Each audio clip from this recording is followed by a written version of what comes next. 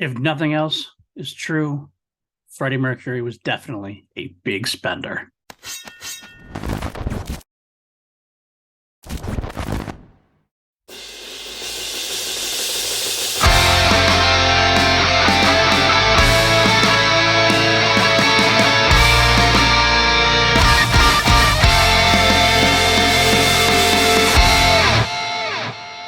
What's up, everybody? Welcome to PLD Project's Crown Jewels YouTube channel. And if you're listening on the audio, it is just the regular PLD Projects feed. I'm your host, PLD, and this is the show where I take you on a journey through the catalog of the greatest rock band of all time, Queen, one song at a time.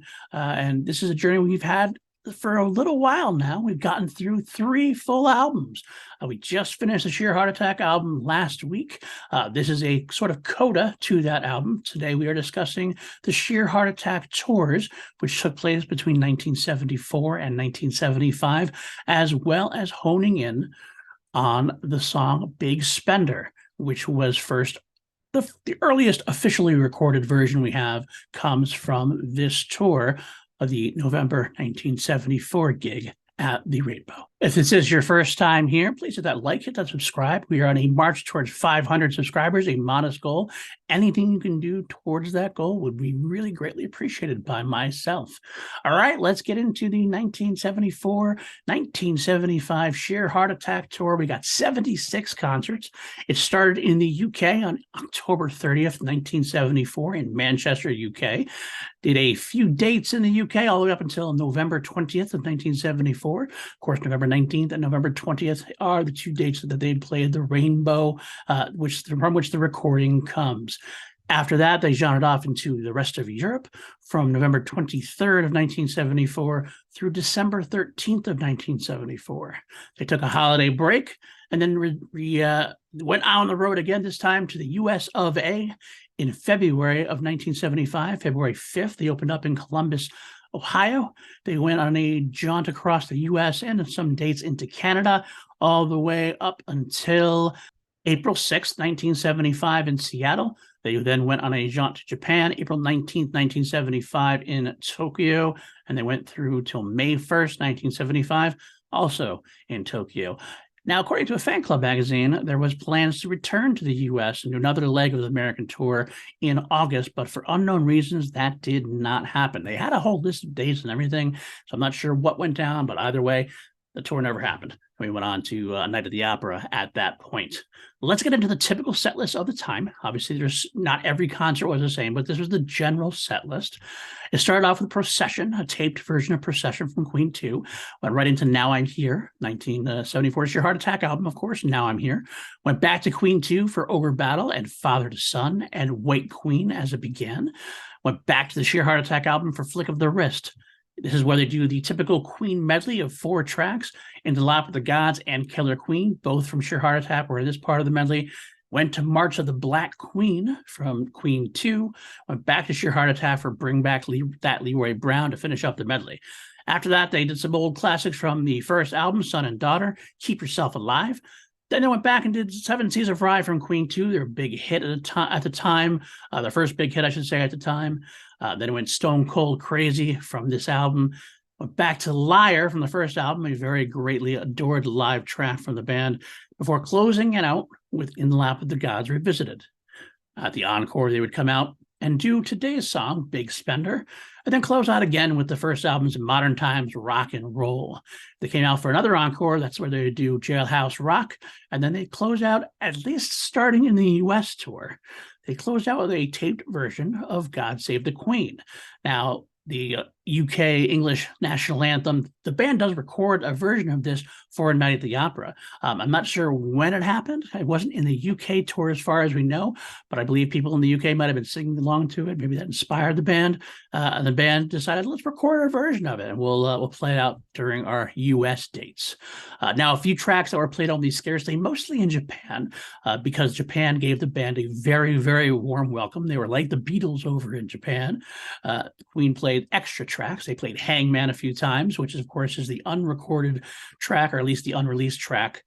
Supposedly recorded. There's kind of rumors either way, but we never had it seen the light of day. So I'm glad they did, because we get to at least hear the track done in some way. They also did Great King Rat and Doing All Right, both from the first album. They sometimes would do See What a Fool I've Been from Queen 2, the B-side from Queen 2. And of course, they would throw in some extra rock and roll tracks, usually alongside Jailhouse Rock, Stupid Cupid, and Bebop Alula. Okay, let's move on to Big Spender. Written by Cy Coleman and Dorothy Fields, it is from the Tony Award-winning musical Sweet Charity, which opened in 1966. Now, Sweet Charity was about a taxi dancer, which it sounds, when you read about it, it sounds like it was a prostitution ring, but it wasn't. Women were just paid to dance. They were paid by the song length to dance with gentlemen at the time. It was a big musical about that. The Big Spender song is a burlesque song sung by the lead character, backed up by a bunch of dancers. Interestingly enough, I actually was in Sweet Charity in high school. I played Herman, the boss of Charity, the lead character.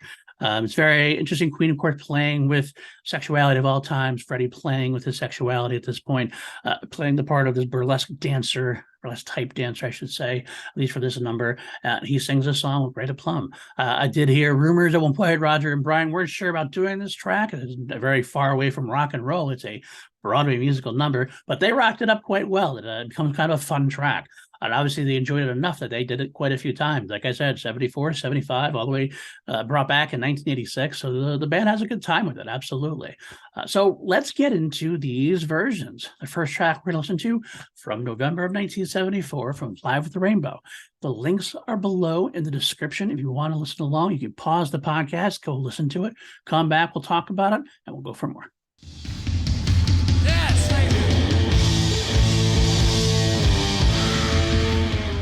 And there you have it, 1974, live at the Rainbow Theater. That is Big Spender.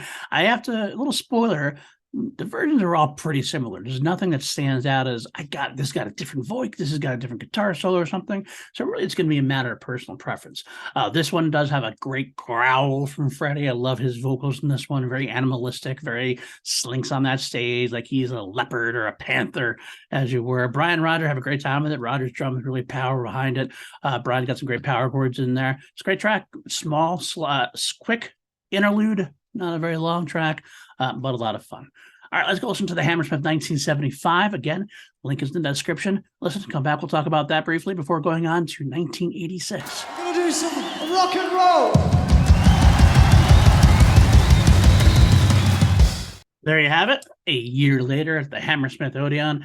Seems like Queen enjoys it even more this time around. If you watch the video version that I put in the description below, you see Roger with the great clown afro he's got going on. Freddie doing a little striptease. It's a great version. But since we are talking about the audio versus the visual, I will say I do like the mix of the guitar more, a little bit more in front with that guitar mix. Freddie's growling is still strong as any ever.